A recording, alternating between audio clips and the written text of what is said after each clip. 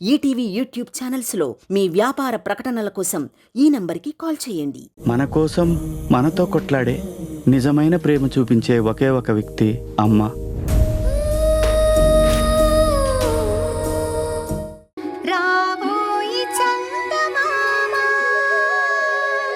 బుజ్జి, నీకు పాండ కావాలా?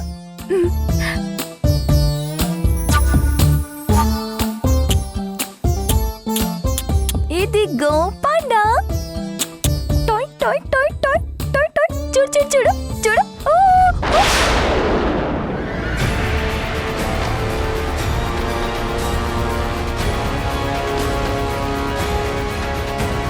ఏం మాయ చేశావు? చంద్రికకి ఏం మంత్రం వేశావు? నీకోసం అంత పోరాడుతుంది, ఏం మందు పెట్టావు? నా కొడుకుని కాపాడటం కోసం నీ అన్నని జైలుకి పంపిస్తే నువ్వెంత గొప్పదానివో అనుకున్నాను. కానీ నీలో ఇంత నీచమైన ఆలోచన ఉందని తెలీదు. నువ్వు నా కొడుకుని పెళ్లి చేసుకుంటానంటే నీ అన్న ఎక్కడ నరికేస్తాడో అని ఆ రోజు జైలుకి పంపించావు కదా. నా మనసు మీకింత ఆలస్యంగా అర్థమవుతుందని నేను అస్సలు అనుకోలేదు అత్తయ్య.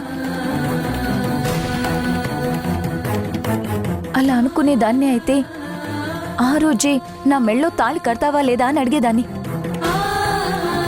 నేనొచ్చేసరికి అసలు చంద్రిక బతుకుందో లేదో కూడా నాకు తెలీదు. తాళి కడితేనే నాకు న్యాయం జరుగుతుందని నేను అనుకుంటే మీరే దగ్గరుండి నాకు తాళి కట్టించేవారు కదత్తయ్య. కట్టించేదాన్ని, కానీ నువ్విలాంటి మనిషివని నాకు తెలియక నిజంగానే మోసపోయేదాన్ని.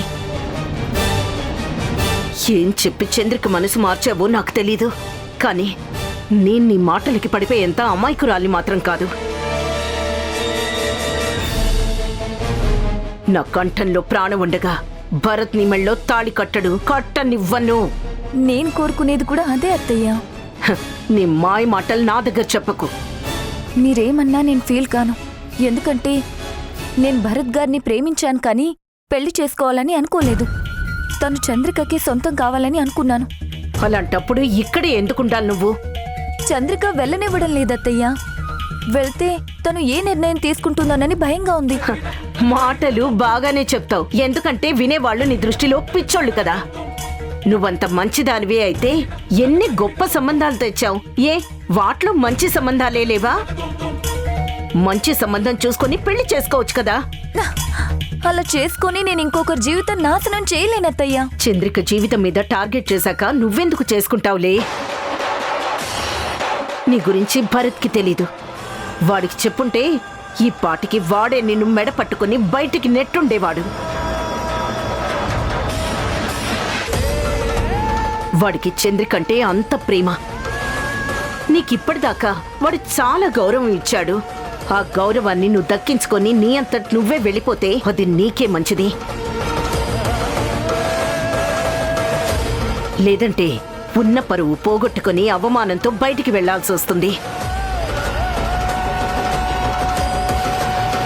నీలో ఇంత స్వార్థం ఉందని తెలిస్తే అసలు నిన్ను కాపాడేదాన్నే కాదు. నేను కూడా ఎందుకు బతుకున్నాననే బాధపడుతున్నానత్తయ్య. ఈ కబుర్లకే బానే చెప్తావు. ఇంకొకసారి ఈ బిడ్డ దరిదాపులకి కూడా రావద్దు. నీలాంటి దాని చేతిలో పెరిగితే పాపకు కూడా నీలాంటి బుద్ధులే వస్తాయి. జరగా దానన్ను అమ్మా.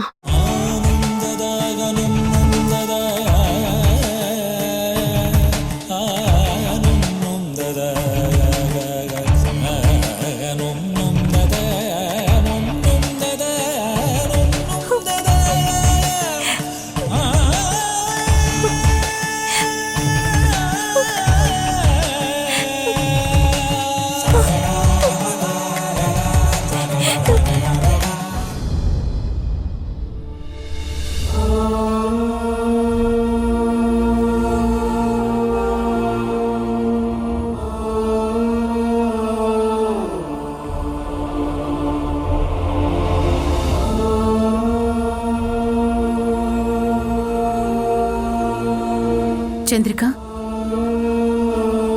చెప్పు నీర్జా. స్నేహం చూస్తుంటే చాలా బాధగా ఉంది. ఏమైంది? మీనాక్షి గారి చేత మాటలు పడుతుంది. తనని బయటికి పోకుండా నువ్వు ఆపేశావు. ఆగిపోయినందుకు ఆవిడ తిడుతుంది. ఎవరి మాట వినాలో, ఎవరి చేత మాటలు పడాలో అన్నట్లుంది చంద్రిక తన పరిస్థితి. స్నేహని ఈ ఇంట్లో మీ అత్తయ్య చాలా అపురూపంగా చూసుకోవడం చూశాను. అదే మీ అత్తయ్య ఈరోజు స్నేహని అనరాని మాటలు అంటుంటే బాధను దిగమింగుకుంటుంది చంద్రిక. ఏ రోజు క్రిష్తో పెళ్ళాగిపోయిందో కానీ ఆ రోజు నుంచి మాటలు మొదలయ్యాయి. వినటానికి నాకే బాధగా ఉంది. పాపం తనలా భరిస్తుందో చంద్రిక. అప్పటికీ నేను సర్ది చెప్తున్నాను, కానీ నా మాటలు తన బాధని తగ్గించలేవు. ఏది ఏవైనా నువ్వు లేనప్పుడు ఈ ఇంటిని కాపాడింది స్నేహే. రుద్రాణి మాయలకి తట్టుకుని నిలబడి భరత్ గారు రుద్రాణి వలలో పడకుండా ఆపింది. నీ బిడ్డని కాపాడింది. తల్లి లేని లోటు తీర్చింది. అలాంటి మనిషి ఇప్పుడిలా మాటలు పడుతుంటే నాకే చాలా బాధగా ఉంది చంద్రిక. కనీసం పసిబిడ్డ తనతో పాటు ఉండకూడదని చేతుల్లోంచి లాక్కుపోతుంటే ఇక అంతకంటే మించిన అవమానం ఇంకేముంటుంది చంద్రిక?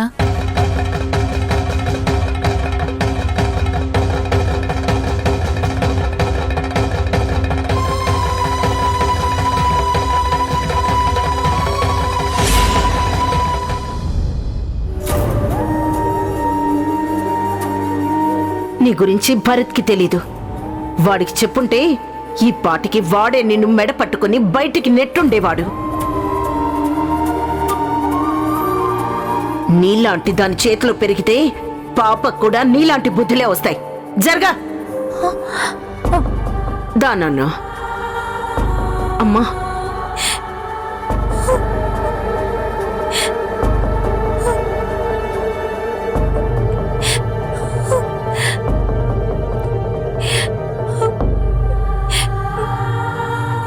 స్నేహ,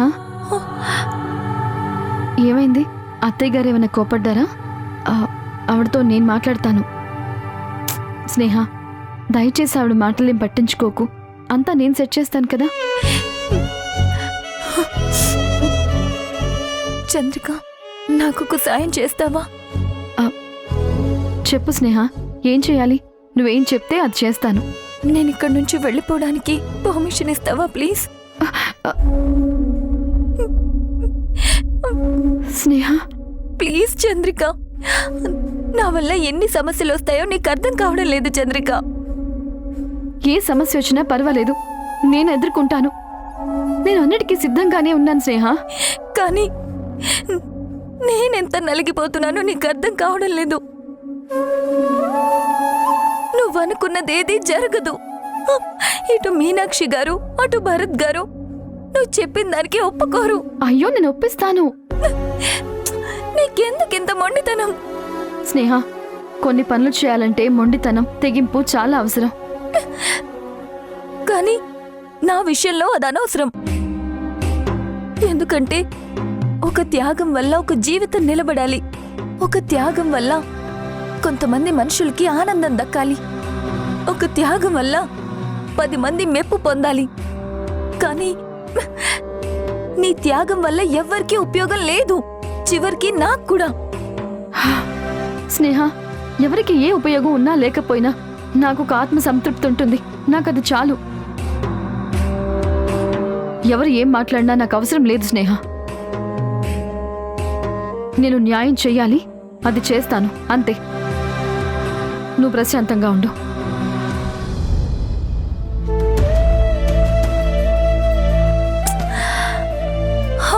భగవంతుడా, ఎంత చెప్తున్నా చంద్రిక ఎందుకు వినడం లేదు? ఇదెంత దూరం వెళ్తుందో.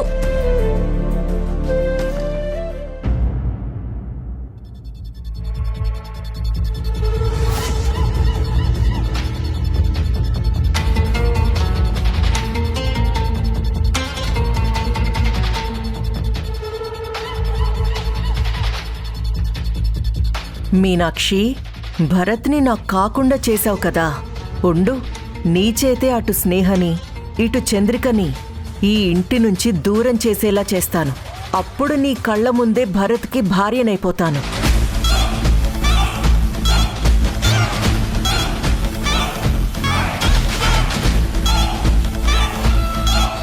మీనాక్షి గారు, పాపకి సెర్లాక్ తినిపిస్తాను. నీకెందుకులే, అది లైవ్, నేను తినిపిస్తాను.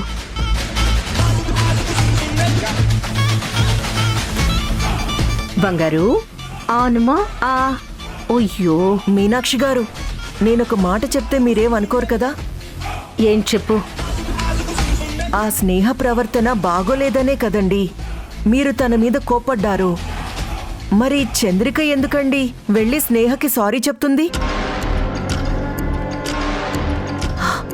అసలు తన ప్రవర్తన నాకు నచ్చలేదు మీనాక్షి గారు. ఎవరైనా పెళ్ళైన వ్యక్తిని అలా ప్రేమిస్తారా చెప్పండి? అరే, మీరు ఎంత తిట్టారు? సిగ్గుంటే ఇంట్లో నుంచి వెళ్ళిపోమ్మని చెప్పారు కదా. అయినా సిగ్గు లేకుండా ఇక్కడే ఉండిపోయింది. ఛీ, ఏం మనిషండి ఆ స్నేహ. గతం మర్చిపోయి మాట్లాడుతున్నావు కానీ నీది అదే జాతి కదా రుద్రాణి. నీ మనసులో ఏమనుకుంటున్నావో నాకు తెలుసు మీనాక్షి. తనంటే అన్నింటికీ తెగించింది. కనీసం చంద్రికకైనా బుద్ధుండాలి కదండి. స్నేహ చేసిన పనికి తిట్టి బయటికి పంపించాలి కానీ వెళ్ళి సారీ చెప్తుందేంటండి? అప్పుడు మీకసలు ఏం వాల్యూ ఇస్తున్నట్టు మీరే చెప్పండి మీనాక్షి గారు. తనే కరెక్ట్గా ఉండుంటే ఇక్కడి దాకా ఎందుకు వచ్చేది? ఇంత ప్రాబ్లం ఎలా వచ్చేది? ఏదైనా చంద్రిక బిహేవియర్ కూడా అంత బాగాలేదండి. అంతకు ముందు ఏం జరిగిందో నాకు తెలియదు కానీ ఇప్పుడైతే చంద్రిక భరత్ గారితో సరిగ్గా ఉండడం లేదండి. అసలు వాళ్ళిద్దరూ ఒకే రూమ్లో ఉండడం లేదు. భరత్, ఏమైందిరా?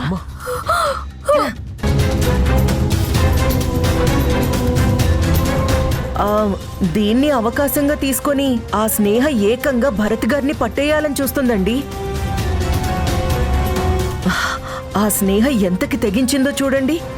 లేదు, స్నేహని పంపించేయాలి. నా కోడలు చంద్రిక, నా కొడుకు కలిసి సంతోషంగా ఉండాలి. ఇదండి మంచి నిర్ణయం. మీకు నా నుంచి ఎలాంటి హెల్ప్ కావాలన్నా అన్నీ చేస్తాను. మంచి వాళ్ళకి ఎప్పుడూ మంచే జరగాలి, అది నా కోరికండి.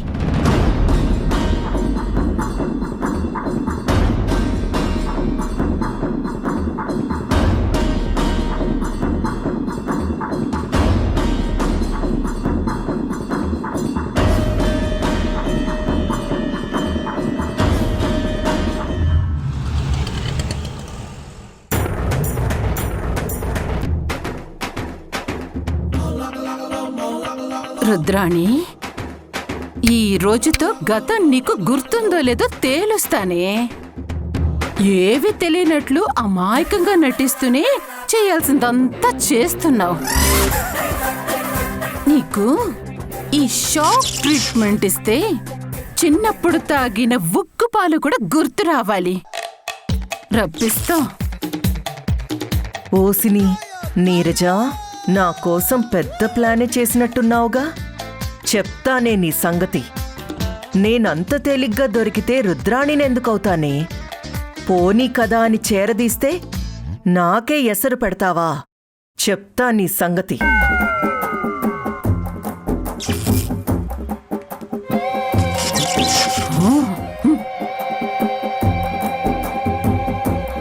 మేడం, రండి రుద్రాణి గారు, మీకోసమే ఎదురు చూస్తున్నాను. ఎందుకు మేడం? మిమ్మల్ని చూస్తే చాలా బాధగా ఉంది రుద్రాణి గారు. పాపం గతం మర్చిపోయి చాలా బాధపడుతున్నారు కదా. దానికి నా దగ్గర ఒక చిట్కా ఉంది. ఈ ట్రీట్మెంట్ గనక ఇస్తే మొత్తం అంతా గుర్తొచ్చేస్తుంది. అవునా? కానీ ఇది డాక్టర్స్ ఇస్తారు కదా, మీరెందుకు ఇస్తున్నారు మేడం? ఆ మాత్రం దానికి డాక్టర్లు ఎందుకు? బోలెడన్ని ఫీజులు తీసుకుంటారు. అదే ఇంట్లో మనమే చేసుకుంటే డబ్బులు మిగులుతాయి. జ్వరం వస్తే ఇంట్లో చిట్కా వైద్యం అది చేస్తాం కదా, ఇది అలాంటిదే అన్నమాట. కానీ ఇది చిట్కా వైద్యం అంత ఈజీ కాదు కదా మేడం. ఇదిగో, నేను నీ సీనియర్ని, నువ్వు నా మాట వినాలి. వింటావా వినవా? ఇలారా, వచ్చిలా కూర్చో. కూర్చో. ఎలా మేడం? కూర్చో కూర్చో. ఇలాగా? లే, కూర్చోవడం కూడా రాదు. వెళ్ళేటొచ్చి కూర్చో. మేడం నాకు రాదు. సరిగ్గా కూర్చో. ఎలా మేడం? ఇలా కూర్చోవాలా? అయ్యో, ఛీ! ఇలా కాదు. ఏదో కబోర్డ్ మీద కూర్చుంటున్నాను అనుకుంటున్నావా? ఆ, అలా కాదు, నేను చెప్పినట్టు విను. ఇదిగో. ఏమో మేడం, నాకు అర్థం కావట్లేదు. మీరు చూపించండి. మీరు చూపిస్తే నేను కూర్చుంటా. ఇదిగో, ఇది సరిగ్గా పట్టుకో. అమ్మో, నీకు గతమే పోయింది అనుకున్నాను, మొత్తం బుర్రే పోయింది. ఇదిగో, ఇలా ఇలా కూర్చొని ఇలా హెల్మెట్ పెట్టుకోవాలి. అర్థమైందా? అర్థమైంది మేడం.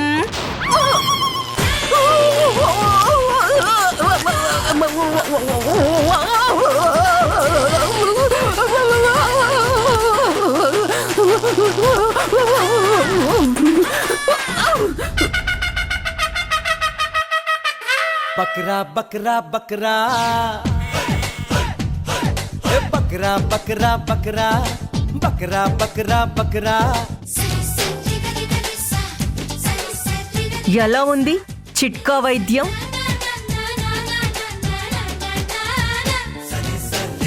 హా, ఇంకా పోలేదు, బతికే ఉంది. నాతో పెట్టుకుంటావా నీరజ? ఛాన్స్ ఇచ్చాను కదా అని నన్ను పిచ్చిదాన్ని చేయాలని చూస్తావా? నీ తిక్క రోగం కుదిరింది.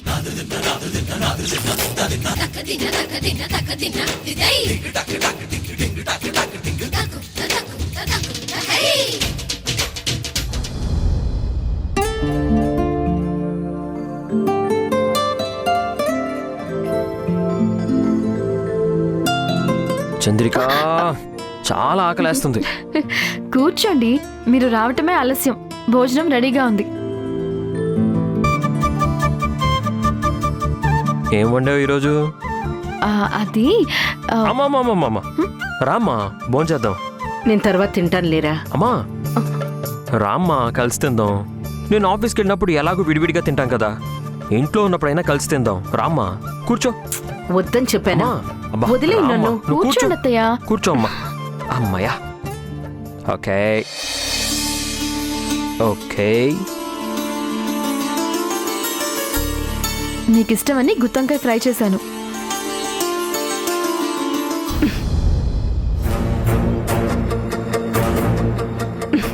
నాకు తినాలని లేదు. అమ్మా అత్తయ్య, అమ్మా అమ్మా, ఆగమ్మా. అదేంటి చంద్రిక, అమ్మేంటి అలా వెళ్ళిపోయింది? అసలేమైంది అమ్మకి? నేను వెళ్ళి పిలుచుకొని వస్తాను.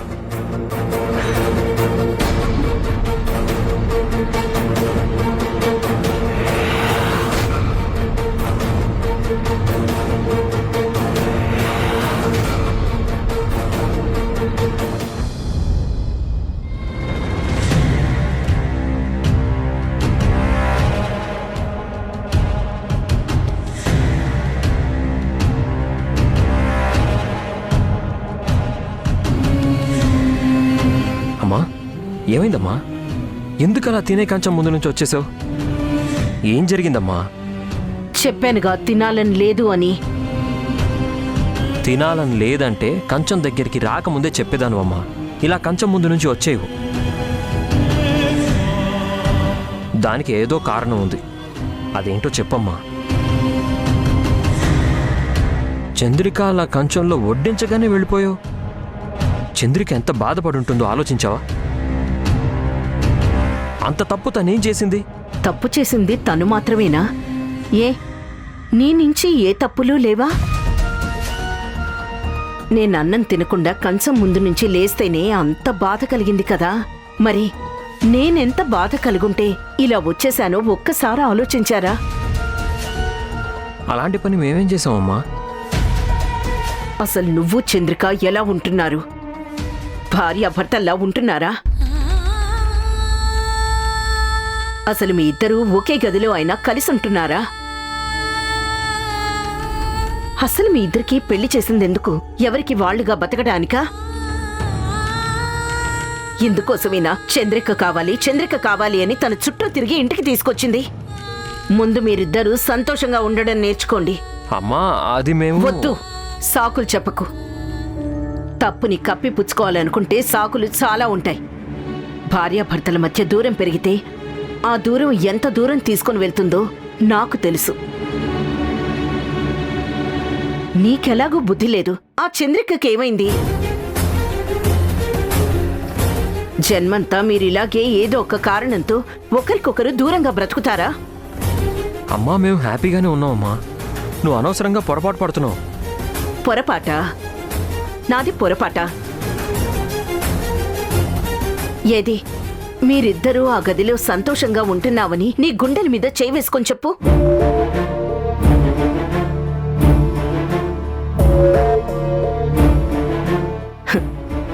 ఎవరిని మోసం చేస్తావురా? మీకొక బిడ్డ ఉందని గుర్తుందా? తన కోసమైనా మీరు కలిసి ఉండాలి, సంతోషంగా ఉండాలనే ఆలోచన ఉందా? మొన్నటిదాకా అంటే మీ ఇద్దరి మధ్య ఏవో మనస్పర్ధలు, గొడవలు, అపోహలు. కానీ ఆ దేవుడి దయ వల్ల అన్నీ తొలగిపోయాయి కదా. మరి ఇప్పుడు ఏమైంది? ఎందుకు మీరిద్దరూ కలిసి ఉండట్లేదు? ఆ మళ్ళీ నీ మీద దాడి చేసినప్పుడు చంద్రికేమైంది? నీ గదిలో ఎందుకు లేదు? ఎవరికి వాళ్ళు మేం చేస్తుంది కరెక్ట్, మేం పెద్ద త్యాగమూర్తులో అని ఫీల్ అయిపోతుంటే ఇదంతా నేను భరించాలా? అమ్మా నేను నీతో అంతా తర్వాత ప్రశాంతంగా మాట్లాడతాను. అన్ని వివరాలు చెప్తాను. ముందు భోజనం చేద్దు గాని రామ్మా. హే, నేను రాను. నాకు నీ మీద కూడా కోపంగా ఉంది. అసలు నా సంగతి పక్కన పెట్టు. మీ ఇద్దరూ సంతోషంగా ఉంటే అంతే చాలు. మీ ఆనందం చూస్తే నా కడుపు నిండిపోతుంది. వద్దు, నీ పెళ్ళానికి అర్థమయ్యేలా చెప్పు. వెళ్ళో. అమ్మా ప్లీజ్ అమ్మా ఒకసారి వెళ్ళరా. కథలు కథలుగా కలలు కలలు మిగిలే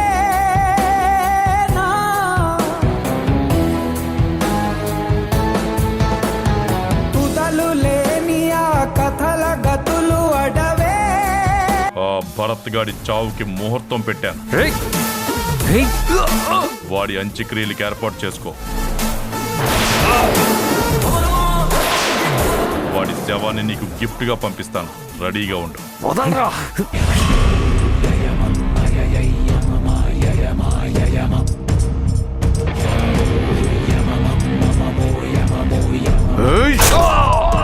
ఈటీవీ విన్ యాప్ రోజుకి కేవలం రూపాయి మాత్రమే. ఇప్పుడే ఈటీవీ విన్ యాప్ డౌన్లోడ్ చేసి సబ్స్క్రైబ్ చేయండి.